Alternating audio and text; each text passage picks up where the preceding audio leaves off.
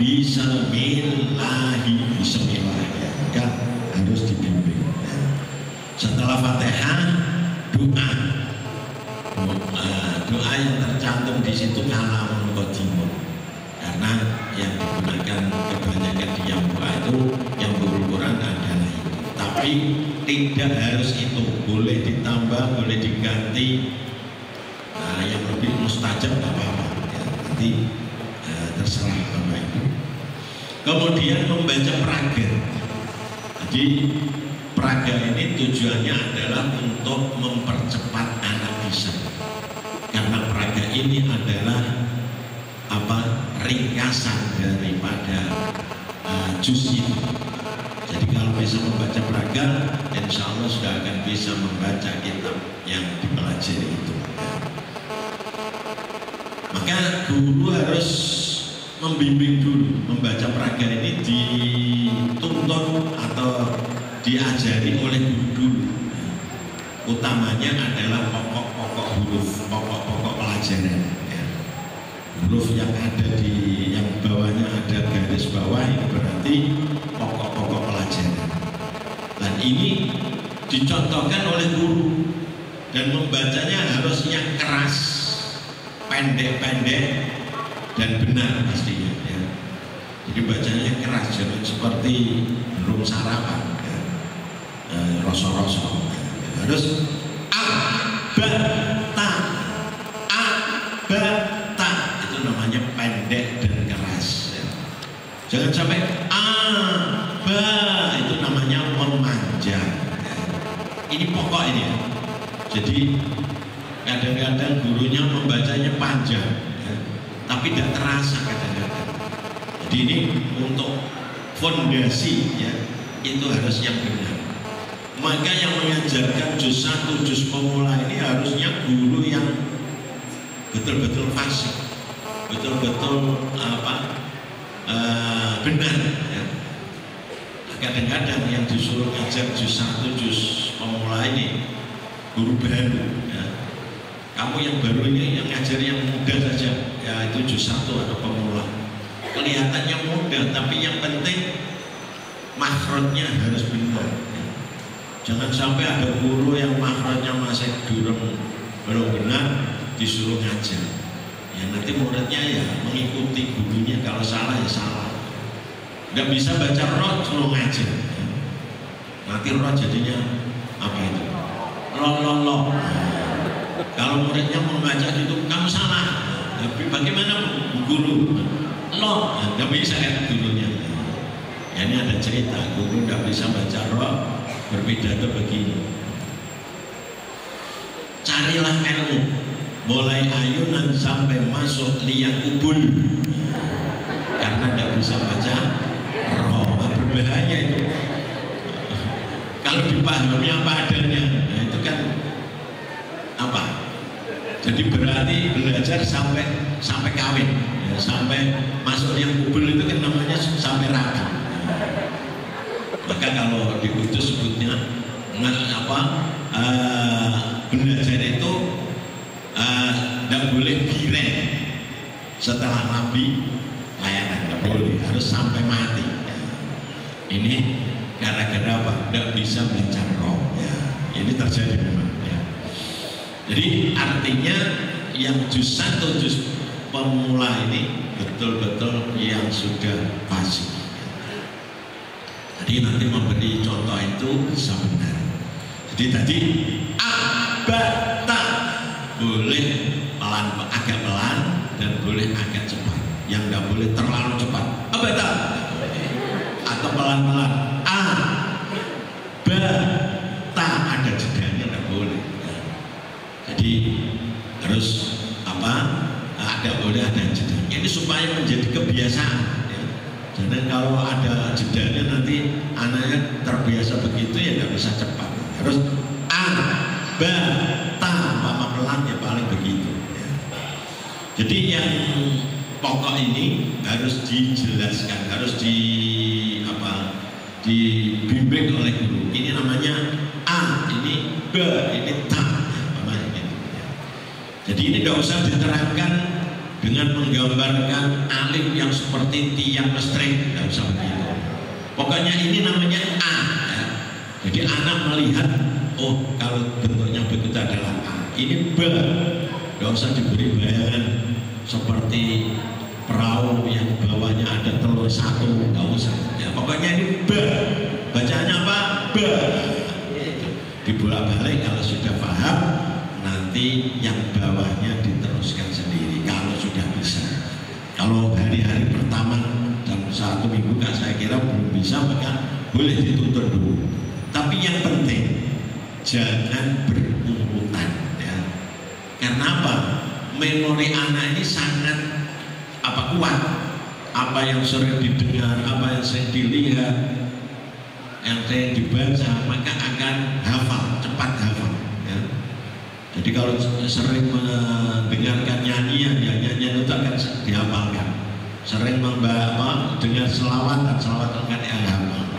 Walaupun kadang-kadang menirunya ini tidak pas, tapi kan hafal ya. Jadi tidak boleh urut terus dibaca a ba ba ba ta. Nanti kalau sudah hafal tidak mau memperhatikan, agar mangap ya, dia sudah hafal, maka harus diloncat-loncat. Ini apa? A, ini abata, ini ta, diloncat-loncat. Dan diharapkan peraga ini bisa khatam 1 hari. Artinya dari awal halaman sampai akhir halaman. Kalau bisa, kalau tidak bisa ya 2 hari. Ini kalau setiap hari khatam atau setiap 2 hari khatam kan berarti akan cepat bisa. Yang belum bisa baca karena setiap hari dituntun kan akan cepat bisa ya. Itu harapan kalau pakai peraga. Kalau terpaksa tidak ada peraganya, nanti yang dibaca adalah kitabnya ya. Kitabnya suruh buka juz halaman 1 sampai 5. Ayo buka halaman 1. Nanti juga diawali oleh gurunya. Ini yang pokoknya di sini apa? Ya, ini diulang-ulang oleh guru. Setelah bisa, selanjutnya nanti dibaca bersama-sama. Jadi umpamanya setiap hari 5 halaman, besok 5 sampai 10. Pokoknya melihat waktunya ya. Ini nanti kalau sampai selesai diulangi dari awal lagi. Kalau bacaannya sudah cepat ya ditambah nanti setiap harinya. Pokoknya jangan menghabiskan waktu hanya untuk membaca peraga atau membaca kitab bersama-sama. Itulah yang menjadikan cepat bisa. Kemudian huruf yang di bawah ya, bawah garis itu ada yang tidak ada harokatnya atau tanpa harokat. Nah ini juga harus dibaca. Ini namanya pelajaran tambahan, menyebut nama-nama huruf. Nah ini kalau tidak ada harokatnya, ini yang diucapkan adalah namanya huruf. Jadi beda dengan yang ada harokatnya. Jadi berarti di bawah yang ini namanya adalah alif, ini ba, ini ta. Kadang huruf memang ada 2 nama. Seperti ba boleh disebut ba, boleh disebut ba. Tapi yang dianjurkan dari yang dua ini yang tanpa pakai hamzah.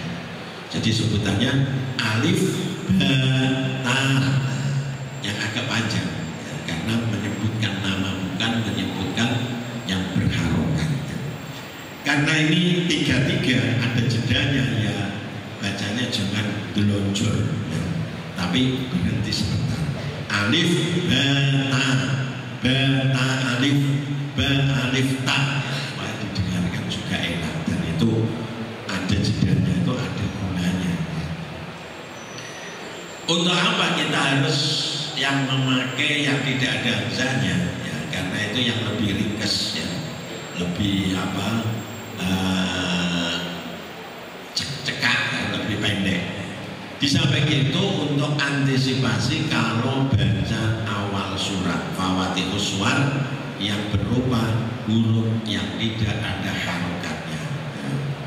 Maka kita baca namanya huruf Toha. Kalau sudah biasa baca Toha namanya salah. Karena semua Fatihus Suwar tidak ada yang pakai hamzah. Ini contoh gunanya seperti. Bapak Ibu yang kami hormati, kemudian session kedua, yaitu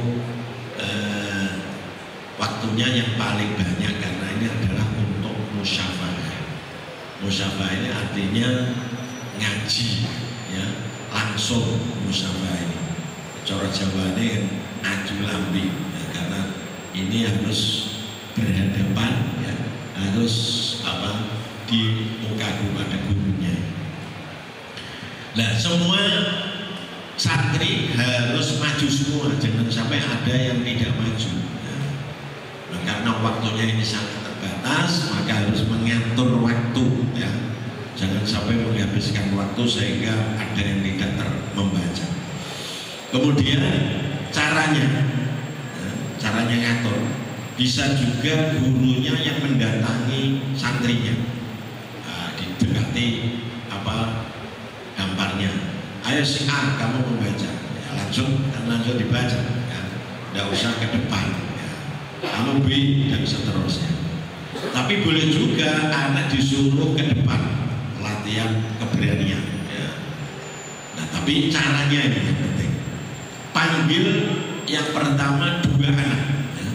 Si A dan si B maju, nah, teleno itu biasanya anak-anak majunya tidak bisa cepat, ya. Tinggalin kok dulu. Nah, nanti kalau sudah di depan, ayo si A membaca, B belajar dulu. Nah, jadi satu-satu. Jadi majunya harusnya satu-satu karena ini memang namanya anak-anak dan tujuannya adalah supaya yang dibaca ini betul-betul benar supaya betul-betul benar, ya. Maka harus satu-satu supaya kita mendengarkan ini kalau ada kesalahan bisa tahu, ya. Jadi satu-satu, ya.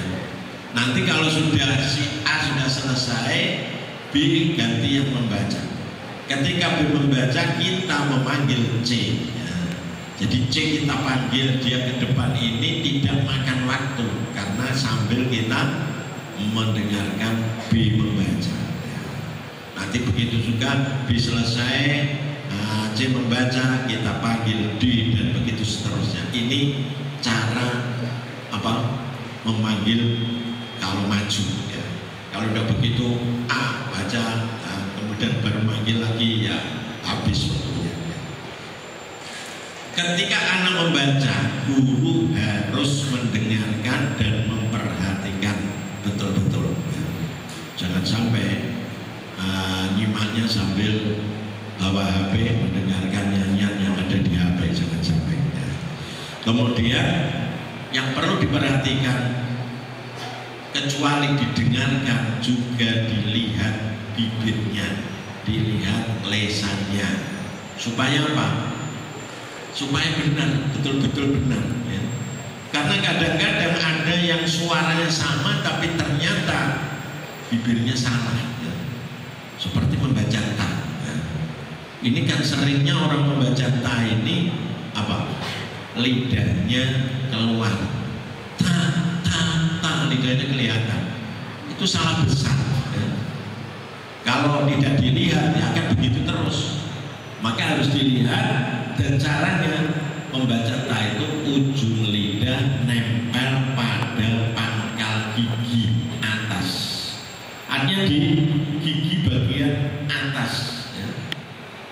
Artinya lidahnya tidak kelihatan. Jadi ta, ya. Kan sama, ta dengan ta lidahnya kelihatan kan sama, tapi berbeda, salah dengan benar. Ini kalau tidak dilihat.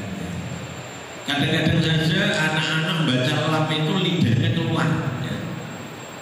Jadi baca bismillah, saya pernah mendengarkan atau nyimak anak yang katanya sudah hafal, tapi ketika baca bismillah saja sudah salah.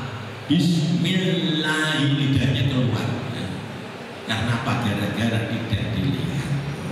Maka ketika kita nyimak harus mendengarkan, melihat apa bibirnya atau lesannya, tapi tidak usah diraba ya. Kalau diraba nanti uang. Ketika kita mendengarkan anak, cara mengingatkan ya, cara mengingatkan. Kalau ada salah jangan langsung ditunjukkan yang benar ya. Umpamanya abata, apa dibaca abasa ta itu ya, dia tinggal mengikuti. Tapi caranya mengingatkan boleh diketuk atau salah. Kalau saya itu berarti salah ya. Kalau diketuk ini kan dia nanti berpikir salahnya apa. Ini supaya anak aktif itu begitu, supaya anak pikirannya bisa aktif. Kalau nyalakan caranya begitu. Kalau ditunjukkan langsung benar ya, langsung tahu. Tapi ini kita membimbing supaya anak aktif, itu caranya diberi peringatan dulu. Ya. Diketuk apa salah apa dia biar mengulangi. Kalau sudah biasa begitu kan tahu, oh, kalau ada begitu berarti salah. Nah, salahnya apa? Diulangi lagi salah, ketok lagi sampai 3 kali. Kalau nggak bisa, baru itu titiknya berapa?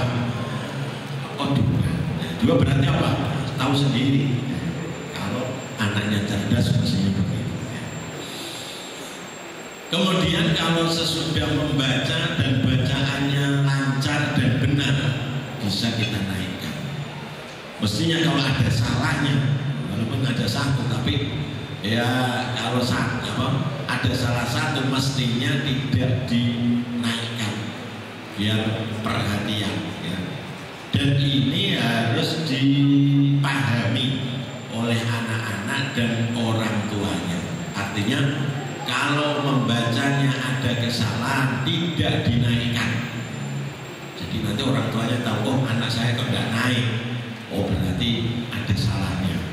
Ben dipelajari, ben diulang di rumahnya. Nah, kalau tidak tahu, anaknya beberapa hari kok tidak naik, gurunya didatangi. Nah, anak saya kok tidak naik-naik, kenapa ini? Nah, itu maksudnya begitu. Cuma ya sekarang ini anak-anak kalau beberapa hari sering tidak naik, apa sekarang? Tidak mau ngaji. Kalau begitu kita ambil kebijakan ya.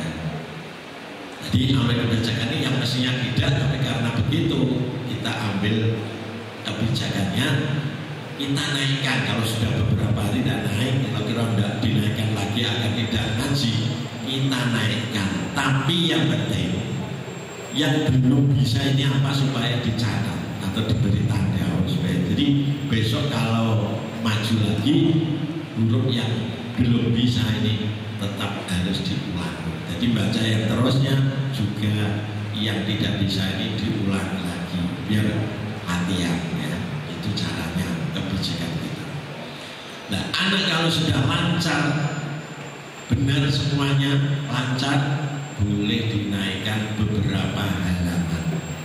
Karena kenaikan ini menurut kemampuan. Kalau memang mampu bisa kita naikkan beberapa halaman. Kalau tidak bisa ya memang harus mengulangi. Kalau satu halaman keberatan ya setengah halaman ya. Mungkin anak yang agak lamban ini satu halaman sudah keberatan, satu halaman setengah halaman. Nah supaya tahu bahwa anak ini sudah naik atau belum, bisa juga ditandai di kitabnya.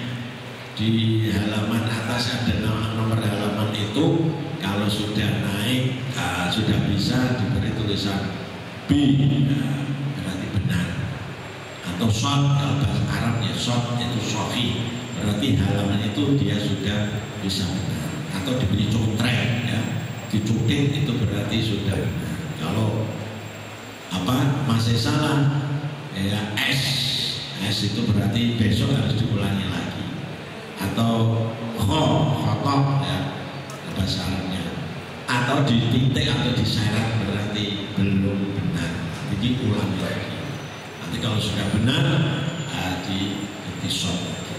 Itu caranya. Kalau ada buku kemajuan bisa dicatat dalam buku kemajuan ya. Hari ini tanggal sekian halaman ini anak sudah shot atau masih home. Itu caranya.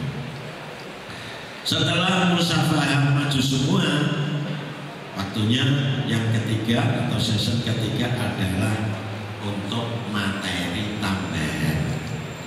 Materi tambahan ini biasanya kita isi dengan materi hafalan. Di kitab situ ada yang materi hafalan. Ya, ini adalah materi tambahan untuk melatih anak supaya cerdas. Anak-anak disuruh menghafalkan materi hafalan itu.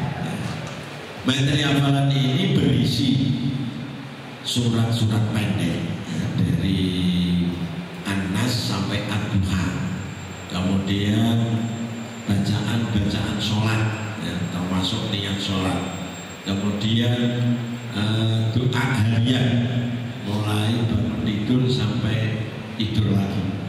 Ya, yang penting-penting di situ ada doa-doanya.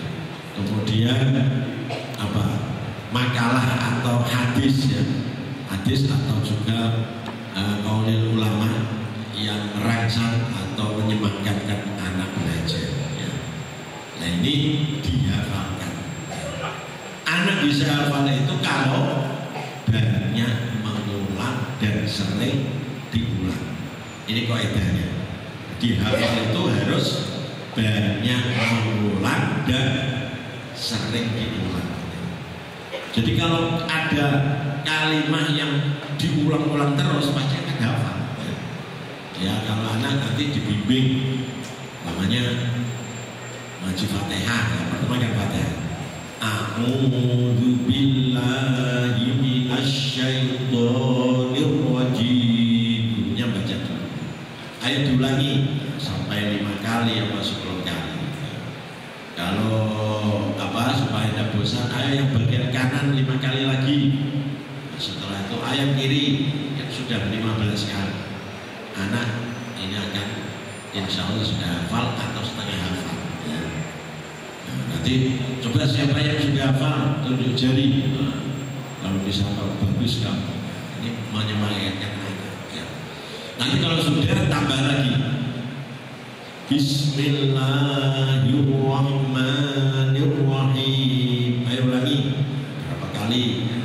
Kalau sudah dianggap hafal disuruh mengulangi lagi. Jadi sebelum nambah lagi, ayo ulangi dari a'udzu bismillah baru ditambah alhamdulillahi rabbil alamin. Begitu seterusnya. Nah, kalau sudah hafal, kalau tidak diulangi lagi, tidak diberes, tidak dimurojaah, ya akan lupa. Ya, akan lupa. Maka kalau akan selesai yang dihafalkan tadi diulangi ya. Umpamanya a'udzu sampai ar-rahmanir-rahim ya. Itu diulangi. Ayo dimulai dari a'udzu. Dibaca 3 kali atau berapa kali. Nah, baru selesai. Besok yang kemarin diajarkan, besoknya ayo baca dulu yang kemarin. Setelah itu kalau perlu ditambah-tambah. Dianjurkan setiap hari ini ada penambahan, tapi ada satu hari yang khusus untuk melancarkan atau untuk evaluasi. Umpamanya Sabtu sampai Rabu menambah, untuk Kamisnya tidak nambah tapi mengulang-ulang yang kemarin, di murojaah diulang-ulang, atau kalau yang sudah hafal disuruh maju nanti dinilai dan seterusnya. Itulah cara mengajarkan yang doa di RTG di RTG. Bapak Ibu yang kami hormati, itulah cara-cara kita mengajarkan kepada anak-anak. Ya selanjutnya ya ini mohon maaf ya, karena saya nanti akan terus pergi ke Lamongan, Jawa Timur dan ke Mojokerto karena waktunya supaya tidak sampai malam.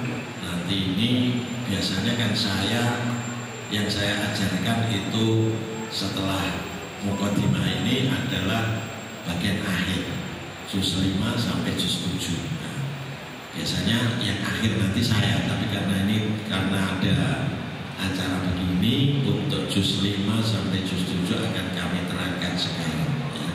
Jadi ini meloncat tidak apa-apa. Pokoknya nanti yang juz 1 atau juz selanjutnya ada yang meneruskan.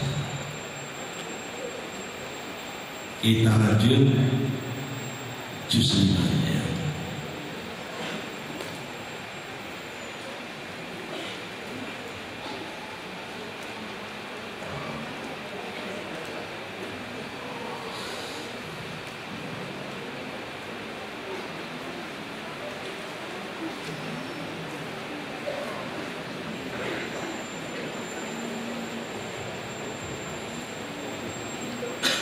Kita buka juz 5. Jadi anak-anak pada juz 5 ini mestinya harus sudah cukup baik bacaannya, karena hukum-hukum tajwid yang penting ini sudah diajarkan. Ada panjang, ada dengung, ada qalqalah dan lainnya. Dan juz 5 ini mulai mengajarkan waqaf. Jadi sebelumnya belum bisa waqaf, tapi mulai juz 5 kita ajarkan membaca waqaf.